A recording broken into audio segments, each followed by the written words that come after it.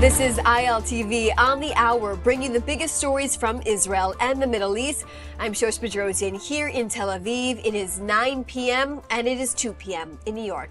Thank you for joining our special live breaking news coverage on the rising tensions on Israel's northern front as clashes escalate with Syria and the Jewish state moves to defend the embattled Druze minority.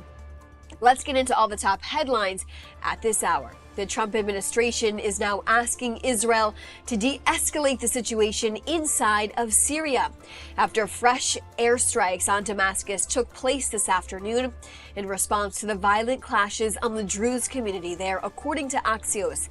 They also report the Trump administration is close to an agreement to de-escalate the situation between Israel and Syria. Secretary of State Marco Rubio is calling the violent clashes amongst the minority groups a misunderstanding between the Israeli and Syrian governments and is working to de-escalate the situation in the coming hours. All of this as the United States is trying to broker more opportunities of peace and normalization in the region amongst Israel, the United States, and Arab countries. Let's take a listen to what Secretary of State Marco Rubio had to say this afternoon. Yeah, it's complicated, obviously. These are historic, long-time rivalries between different groups in the southwest of Syria, Bedouins, the Druze community, and it led to an unfortunate situation and a misunderstanding, it looks like, between the Israeli side and the Syrian side. So we've been engaged with them all morning long and all night long with both sides, and we think we're on our way towards a real de-escalation and then hopefully get back on track in helping Syria build a country and arriving at a situation there in the Middle East that's far more stable. So in the next few hours, we hope to see some real progress to end what you've been seeing over the last couple hours.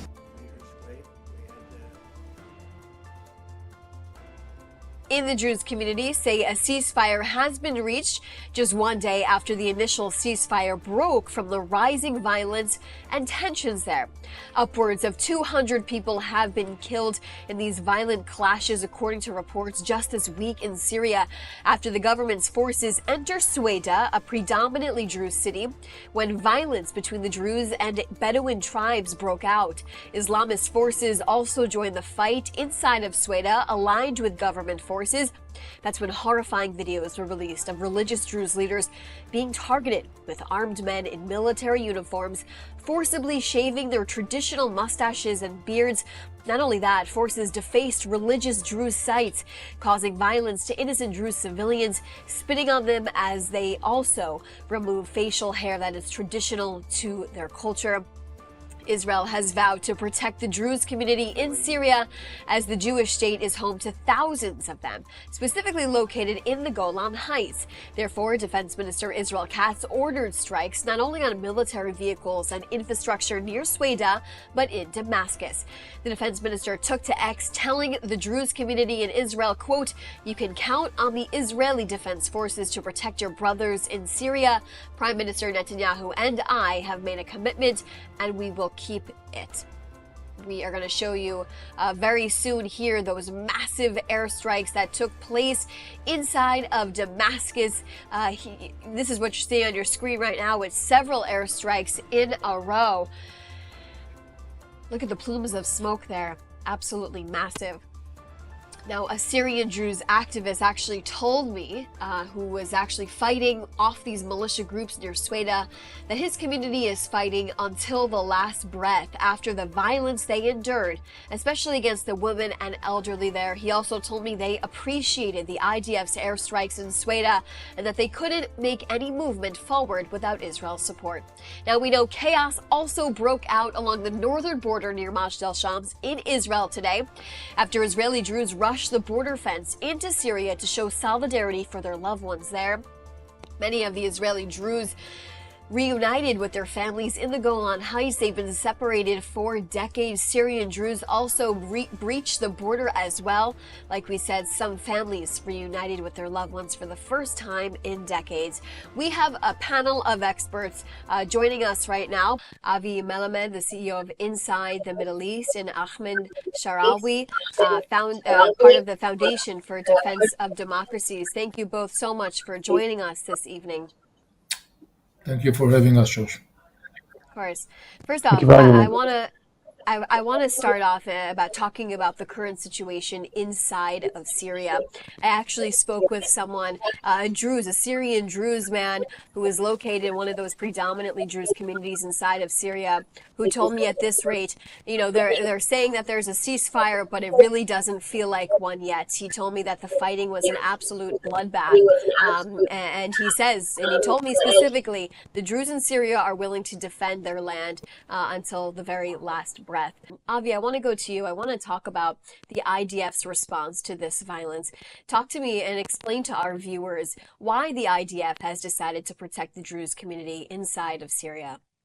Well, Shosh, thank you for having me. It's the Israeli government policy. The IDF is basically conducting the policy. The bottom line is the following bottom line. Israel, the current government, in the bottom line, views al-Jolani as a wolf disguised in sheep clothing. I know that there are different aspects regarding al-Jolani's path, whether he's real, pragmatic, or he's just pretending, but it's very clear that the current situation, Israeli government is sending a message that says, we view al-Jolani as a potential threat, and his people are potential threat.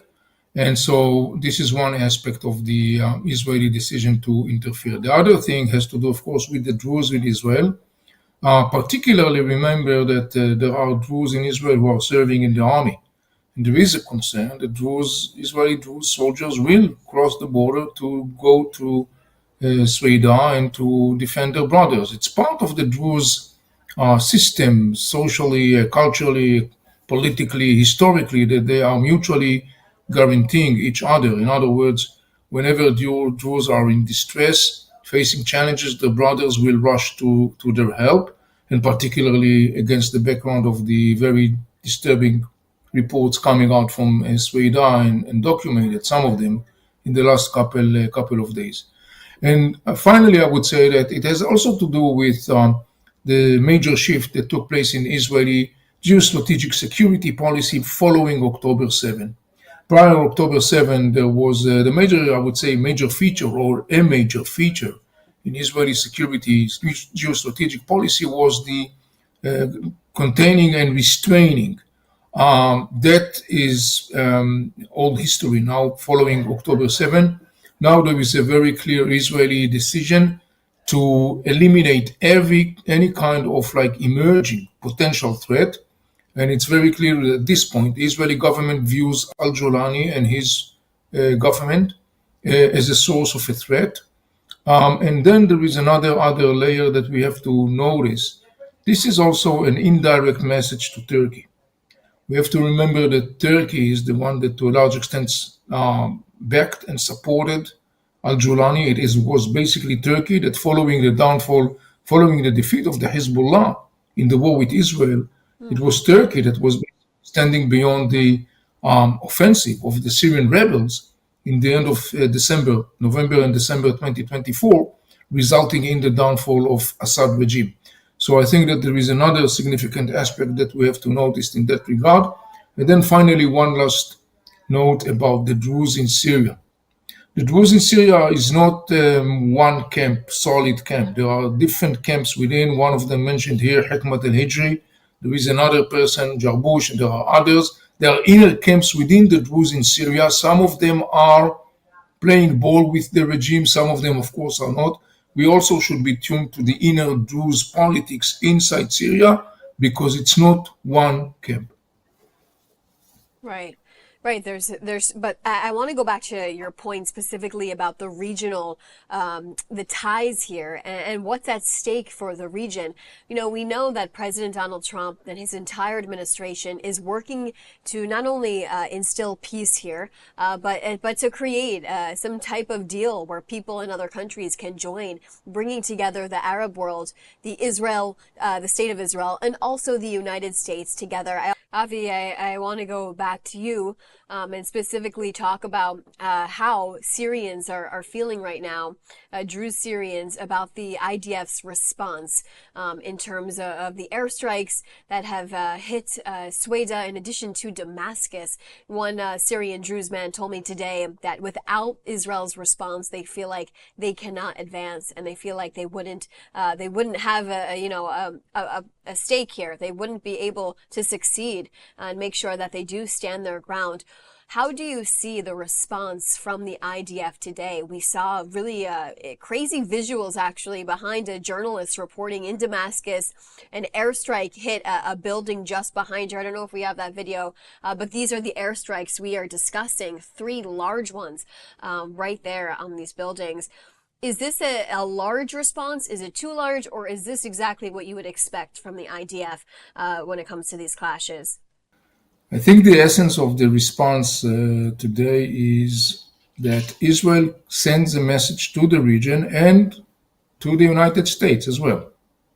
The bottom line, Israel does not see al-Shara or his government as a legitimate counterpart. Israel thinks that al-Shara and his government is a wolf disguised in a sheep clothing. And I think that this is the major message that comes out today. Look, this attack on the headquarters of the Syrian army obviously is disproportional in context of the events that happened in Sweida. So this attack on this headquarters contain double messages. One is to al-Shara himself, but not less significant, as I said before, to the international community, to the region, and particularly to the United States. Israel does not buy, apparently the government, the bottom line, does not buy the concept that al-Shara is playing ball and al-Shara is pragmatic and al-Shara can deliver. Israel basically say, we don't believe that. We think that we are looking at nothing else that is Al-Qaeda or ISIS, and hence the magnitude of the Israeli response as we saw it today.